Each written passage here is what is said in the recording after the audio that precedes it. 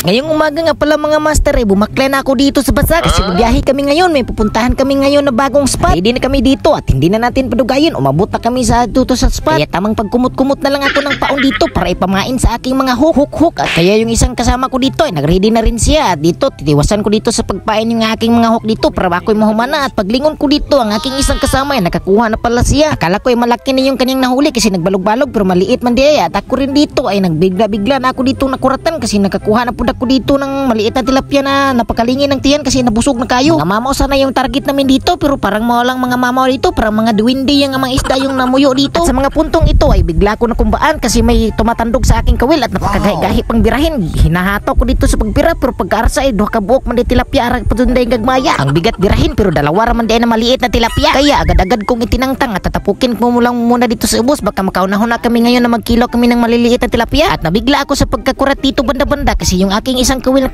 kawalayan ay nakahuli na pala ng dalag. Di peto gaanong kagud size pero okay na ito napakatambok na niya man. Hindi ko na pinadugay at binasla ko na sa mahiwagang sudlanan. At dito tamang plaster lang ko dito at bigla na namang tumandog yung pikas kawil ko. Kaya agad-agad kong ginakma at binira. At pagkabira ko ay sos pagkagagmaya. Dalawa na naman na tilapia. Napakasaganda na sigurong birahin ito kapag ito ay aabot ng tag-iisang kilo. Sobrang askil-askil pa nila. Nagkisi-kisi pa talaga. Dito banda-banda ay kinain na naman yung aking isang kawil at pag-arsa ko dito ay labi-labi naluoy na talaga ako sa tilapia kasi sobrang liit na talaga. At yung isa ay binira na naman at pag-ahon ay maliliit na tilapia pa rin. Ano ba ito? Nahihiya na ako sa aking vlog na ito kasi puro maliliit na yung huli ng aking kawil dito. At ito na naman walang katapusang humpay na unlimited bulilit. Sa mga puntong ito nakauna-huna na ako na itigil na lang siguro yung aking pagbibidyo para bata tayo mapahiya lamang. Nauulaw ako sa mga nanonood kasi bumiyahe pa kami ng malayo at pagdating ay maliliit yung mga huli. Agoy!